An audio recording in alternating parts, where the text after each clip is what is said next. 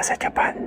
Hey, what's up mga master and welcome back na my YouTube channel. For today's ganap nga mga master, pupunta tayo sa isa sa pinakamalaking supermarket dito sa area namin. Ito na yata ang pinakamalaking supermarket na nakita ko dito sa area namin. Mula sa iba't ibang uri ng gulay, prutas, karne, isda, at marami pang iba at bukod doon napakamura. Day off ko nga pala ngayon mga master at nagkataon na sahod na rin at kaya yun sinabay ko na rin ng pamamalengke. At ito, mayroon pang nyog. At napakarare talaga nito makita ngayon dito sa Japan at mayroon pang straw. Kaya fresh coconut water talagang maiinom mo. Nagkasabay kasi kami ng senior ko sa munisipyo. Nagkataon na may schedule siya at ayun sinabay na namin ng pamamalengke. Actually mga master, ilang beses na rin sila na nakapunta dito. Nagkataon nung nakaraan sinama ko ng senpai ko at ayun nagkataon na nakita ko na talagang mas mura compare sa mga karatig namin na supermarket. At hindi lang gulay, prutas, karne, isda. Since nandito tayo sa Japan ni Master, hindi mawawala ang sushi. Syempre, sikat sa Japan ang sushi. Yun nga lang mga master, dito sa part na to ay medyo may kamahalan ang mga seafoods nila. Nagkataon naman din mga master na hindi ako mahilig sa seafoods kasi may allergy ako. Pero kanina may nakita akong isang uri ng isda na napakamura kaya napabili ako. At isa to sa mga tip na gusto kong gawin mo mga master kapag nandito ka na sa Japan. Iba rin talaga syempre kapag talaga magtitipid ka, lalo na napakamahal na ng tax ngayon, napakamahal na ng bilihin ngayon dito sa Japan. Syempre bilang isang Pilipino, kailangan madiskarte tayo. Advice ko sa iyo na libutin mo yung area mo, hanapin mo yung pinakamurang supermarket. Panigurado makakatipid ka dyan. At kapag mag-grocery ako mga master, tinatansya ko at pinapaabot ko na ng 2 weeks ng mga pinapamili ko. Kasi mga master talaga mapaparay ka na lang talaga sa mga presyo ngayon na bilihin dito sa Japan. Kaya kung gusto mo makaipon at hindi gumagastos ng ganung kalalaki, puntahan mo yung mga supermarket dyan sa area mo na talaga mas mura. Syempre mga master, no, pinalaki tayo ng mga magulang natin na kahit papano dapat marunong tayo magtipid. Kasi hindi sa lahat ng pagkakataon ay meron ka matudukot dyan sa bulsa mo. Iba pa rin talaga mga master yung marunong ka magtipid and at the same time marunong ka rin na magdiskarte sa mga ginagastos mo. Medyo may kalayuan lang nga mga master tong supermarket na to pero sulit naman kasi talagang kahit papano mas masasabi mo na mura siya compare sa mga supermarket na malapit dito sa amin. At kung mapapansin nyo mga master may mga sticker na yan. So ibig sabihin discounted na yung price. Isa sa mga gusto kong binibili dito at maramihan kung bibili ako ang karne. Lalo na yung manok. At ang nakakatuwa pa dito may mga bitukan ng baboy, tenga ng baboy, dila ng baboy or dila ng baka at marami pang iba. Nakakatuwa lang kasi mga master kasi yung mga nakasanayan mong pagkain sa Pilipinas kahit papano nakakain mo rin dito. Meron silang mga pata, buto-buto, pang liempo, pang pork chop, pakpak ng manok, pakpak ni Darna, hindi joke lang.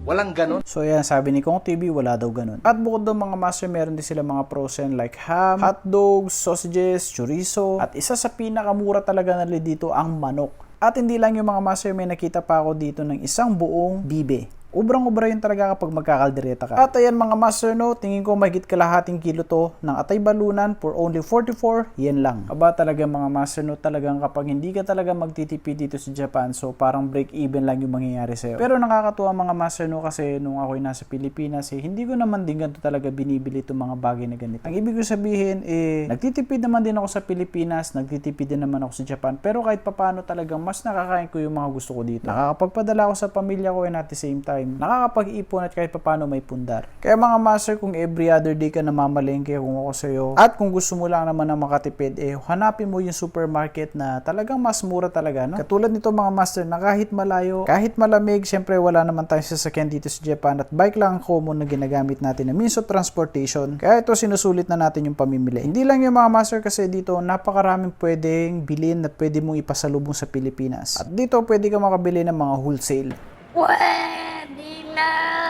Oo nga, sinasabi ko nga sa iyo na totoo yung sinasabi ko na pwede ka makabili dito ng napakamura na pwede mong ibenta at pwede mong ipasalubong sa Pilipinas. At ako ang technique na ginagawa ko kapag magpapapackage ako or kapag magpapabalik bayan ako sa Pilipinas ay hindi muna ako order ng box. Ang gagawin ko ay mamimili muna ako ng mamimili hanggang sa maiipon at dadami na yung pwede kong ipadala at kapag dumami na yun, marami na. Katulad na lang nito mga gloves sa pantrabaho na napakamura, pwede mong gamitin at pwede mong ipamigay sa mga nagtatrabaho, yung mga kaibigan mo na nagtatrabaho sa construction sa Pilipinas. Meron din silang iba't ibang uri ng sombrero, mga underwear, long sleeve, hoodies or jacket, meron pa mga bra. Uy, sana all!